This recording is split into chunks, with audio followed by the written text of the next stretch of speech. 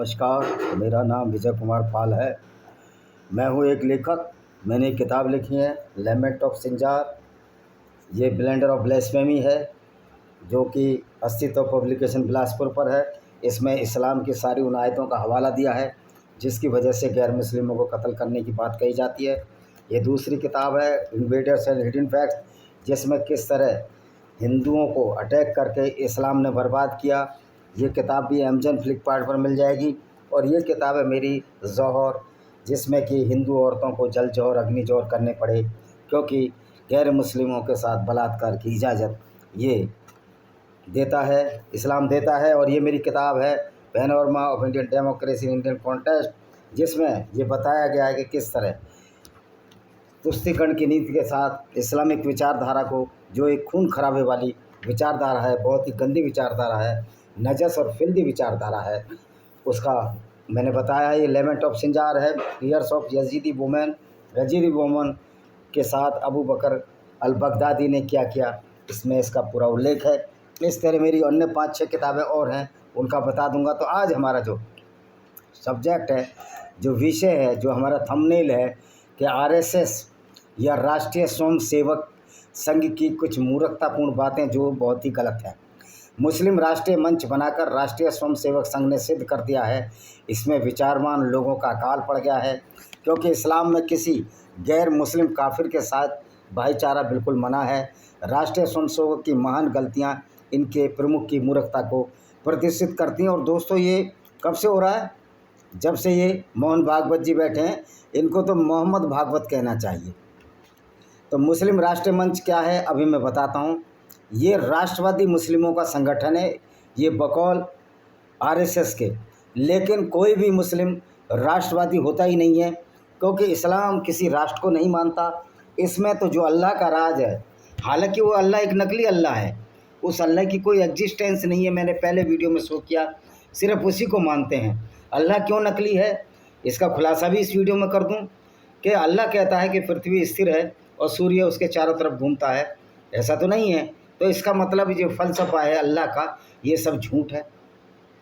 तो इसके जो संरक्षक, इसकी स्थापना 2002 में की, 2002 में बने ये। और इसके संरक्षक डॉक्टर इंद्रेश कुमार हैं। पैतृक संगठन यानी कि फॉस्टरिंग जो मदर है, इसका जो पेरेंटल मदर है वो राष्ट्रीय स्वयंसेवक संघ है, संघ परिवार से है। तो इसके राष्ट्रीय संयोजक में गिरीश जुवाल, मोहम्मद अफजाल, डॉक्टर शाहिद अख्तर, विराग पाचपोर, एस के मोतीन, शाहिद रज़ा रिजवी, इरफान पीरजादा, अबू बकर नकवी हैं। और इसका संगठन का, इसकी विचारधारा क्या है, देखिए इनकी विचारधारा को हम इससे काटेंगे।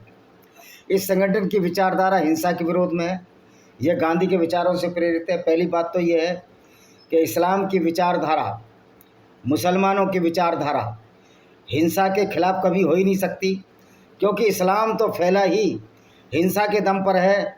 इसमें तो गैर मुस्लिमों को कत्ल करने वाली बहुत सारी आयतें हैं।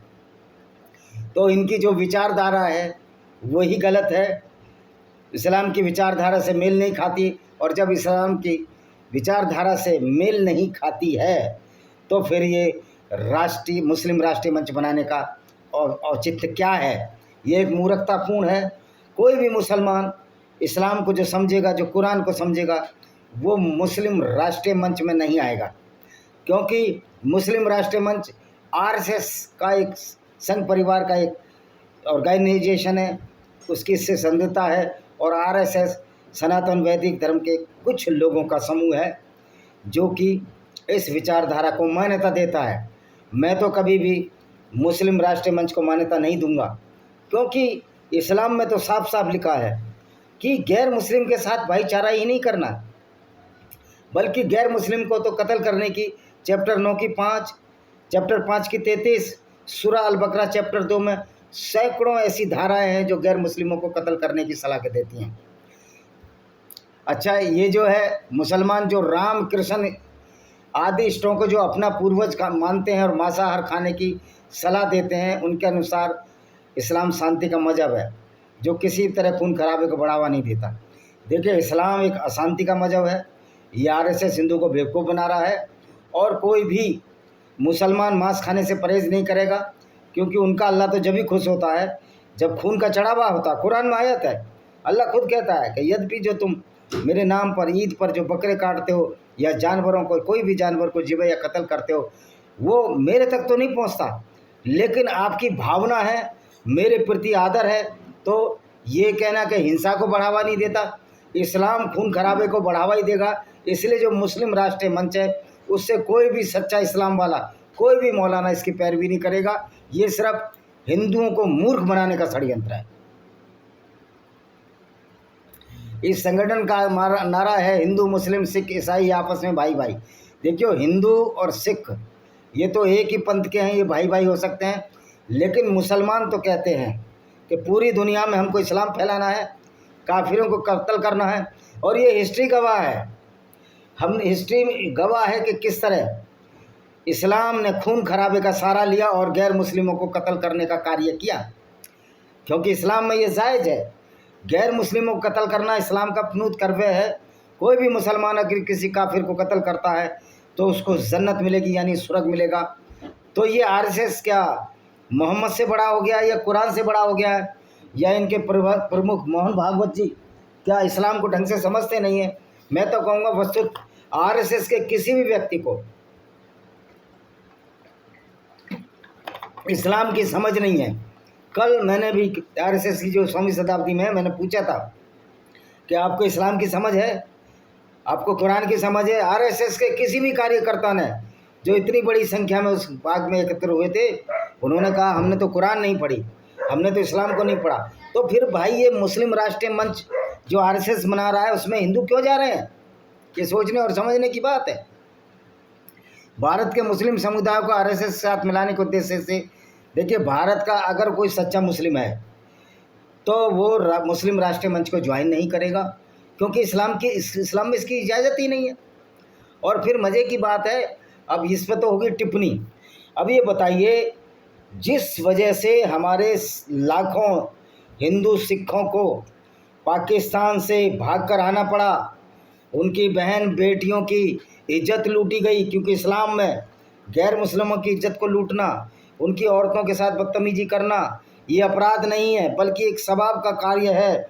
और जिन लाखों लोगों का कत्लेआम हुआ, ये ज़रूर है, ये गांधीवादी विचारधारा है, क्योंकि गांधीवादी विचारधारा ही तो गैर मुस्लिमों हिंदुओं को कत्ल करने की बात कहती हैं। ये चरखासुर महात्मा गांधी हिंदू और सिख औरतों को ये कहता था कि जब मुसलमान आपके साथ बलात्कार करें तो आप दांतों तले जीभ दबा लें, जिससे कि वो आपको छोड़ देगा। तो ये गांधीवादी जो विचारधारा आरएसएस के मूर्खों की विचारधारा है। और अगर मोहन भागवत इसको समर्थन दे रहे हैं तो उनसे बड़ा कोई मूर्ख नहीं है। तो दोस्तों, मैं इनके मोहम्मद अफजल जो इसके राष्ट्रीय संयोजक अफजल ने जो कहा था कि इस्लाम में भाईचारा है, भाई कहीं भी भाईचारा नहीं है।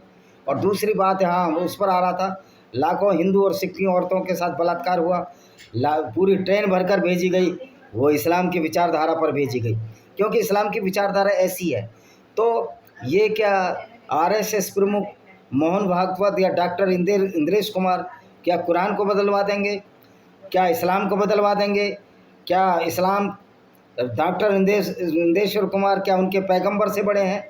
और इस कुरान में तो बदलाव हो ही नहीं सकता, क्योंकि खुद ही ये बोलते हैं ये अल्लाह की बनाया हुआ वचन है। और इस अल्लाह का वचन, हालांकि अल्लाह एक फैलेसी है, एक झूठ है, इस अल्लाह का बनाया हुआ वचन ऐसा है जो गैर मुस्लिमों को कत्ल करने की इजाज़त देता है, गैर मुस्लिम स्त्रियों को लूट कर उनको बलात्कार करवाने की इजाज़त देता है। और ये काम मोहम्मद साहब ने अपने पूरे जीवन काल में किए। उन्होंने काफ़िलों को लूटा, बनु सुफियान के काफ़िले को लूटने की कोशिश की गई, जिसमें जंगे बदर हुई, और सैकड़ों इन्होंने काफ़िले लूटे। ये एक बार काफ़िला जब नहीं लूटा तो एक सड़ी हुई मछली समुद्र के किनारे आके उसको ये खाते रहे।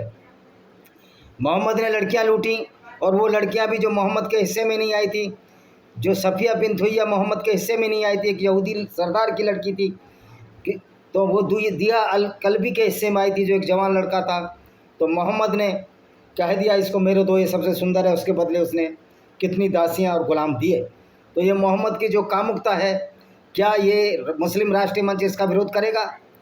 क्या कुरान की वो जो कत्लो गारत वाली आयतें हैं जिसमें 174 बार कत्ल गारत की बात कही है, क्या मुस्लिम राष्ट्रीय मंच जो आरएसएस का संगठन है इसका विरोध करेंगे?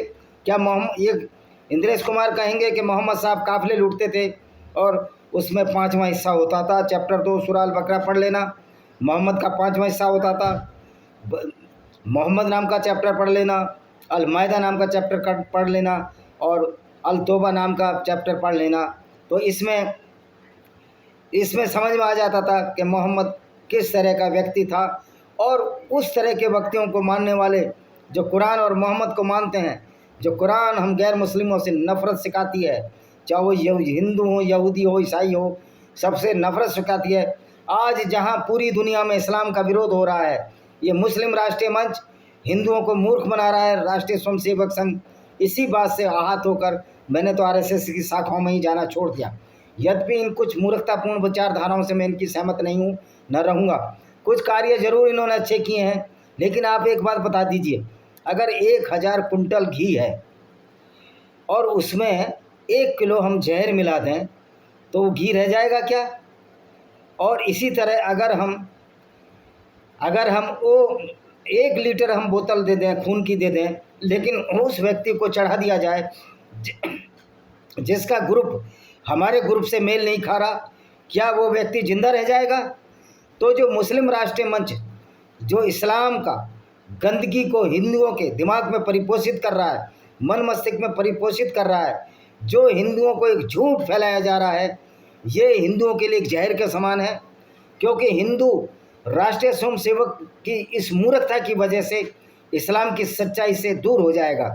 सही मायने में अगर हिंदुओं को देखने हैं तो उनके चैनल देखा करिए, जो एक्स मुस्लिम जो हैं, जो चैनल चलाते हैं, जिसमें आदम सीकर का चैनल देखिए, आप सलीम वास्तविक चैनल देखिए, और बहुत सारे चैनल चल रहे हैं, सच वाला जी का देखिए, और क्या एंजल का देखिए, बहुत सारे चैनल हैं, और डॉक्टर कोरहाम का देखिए, और बहुत सारे चैनल हैं। तो आप उनके चैनल देखिए, आपको पता लग जाएगा कि वास्तव में इस्लाम क्या है। दूसरा, मैं कहना चाहूँगा मोहन भागवत जी से, उनको कुरान का अध्ययन करना चाहिए और इस्लामिक विचारधारा का पूरी तरह अध्ययन करना चाहिए। आपको सिर्फ इसलिए बुद्धिजीवी नहीं मान लिया जाएगा कि आप कोई भी मूर्खतापूर्ण कार्य करते रहेंगे और लोग ये मान करके आरएसएस में बड़े बुद्धिजीवी भरे पड़े हैं। इस तरह बुद्धिजीवी नहीं माना जा सकता। मैं तो आरएसएस के बुद्धिजीवियों से भी ये पूछना चाहता हूँ, क्या आप किस तरह की बुद्धिजीवी हो? क्या आपने कुरान नहीं पढ़ी? क्या आपने इस्लाम की विचारधारा को नहीं पढ़ा? फिर आपने मुस्लिम राष्ट्रीय मंच क्यों बनाया, ये जानते हुए कि कोई भी मुसलमान जो सच्चा मुसलमान है हिंदू के किसी संगठन में आ नहीं सकता। और अल्लाह की नज़र में, मोहम्मद की नज़र में ये हराम है, क्योंकि अल्लाह की शिक्षा जो मोहम्मद के द्वारा आई, वो शिक्षा जिसको हम कुरान और इस्लाम कहते हैं, वो तो वास्तव में गैर मुस्लिमों की कत्ल गारत और खून खराबे के लिए आई। क्योंकि मोहम्मद ने अपने स्वार्थवश लोगों के कत्ल किए, उनके काफिले लूटे, और ये धन लिप्सा की पूर्ति उसने अल्लाह के नाम पर बड़ी आसानी से कह दिया, ये तो अल्लाह का आदेश है, लूटपाट तो अल्लाह का आदेश है। और इसको माले गनीमत का नाम दिया गया, यानी कि लूट का माल, यानी कि लूट के माल को भी परमेश्वर जो अल्लाह है, मोहम्मद का अल्लाह, इसको उचित ठहराता है। तो आप देख सकते हो कि ये आरएसएस जो राष्ट्रीय स्वयंसेवक संघ है, जो ये दावा करता है कि हम हिंदू हित की भलाई कर रहे हैं, वो राष्ट्रीय स्वयंसेवक संघ क्या वास्तव में हिंदू हित की भलाई कर रहा है या लोगों को, हिंदुओं को मूर्ख बना रहा है? ये बताकर कि हमने मुस्लिम राष्ट्रीय मंच बनाया है। क्या आरएसएस प्रमुख मोहन भागवत जी बताएंगे कि इस्लाम में तो गैर मुस्लिमों को कत्ल करने की बात कही गई है, 174 बार गैर मुसलमानों को कत्ल किया गया है, और बताया गया है कि किस तरह अगर कोई इस्लाम कबूल ना करे तो उसको कत्ल कर दिया जाए। अगर वो ज़कात दे दे, यानी कि अगर वो चैरिटी दे दे, इस्लाम में मुसलमान बन जाए, उसको छोड़ दिया जाए। और किस तरह अगर जो मुसलमान ना बने उस पर जजिया, रंगदारी टैक्स वसूला जाए। अकबर ने और औरंगजेब ने हिंदुओं के त्योहारों और मेलों पर भी ये टैक्स लगाया था, यानी कि हिंदुओं को तीर्थ यात्रा के लिए बहुत बड़ा टैक्स देना पड़ता था। तो आप इससे समझ सकते हो ये किस तरह की विचारधारा है और क्यों मुस्लिम राष्ट्रीय मंच इन्होंने बनाया है। इससे भी प्रतीत होता है कि जो मुस्लिम राष्ट्रीय मंच है, ये हिंदुओं की बेवकूफ़ बनाने की चाल है, लोगों को बेवकूफ़ बनाने की चाल है, और राष्ट्रीय स्वयंसेवक की कथनी और करनी में फ़र्क है, इसी बात को सिद्ध करता है दोस्तों। तो ये मेरी एक और किताब है डिस्क्रिमिनेटेड हिंदू।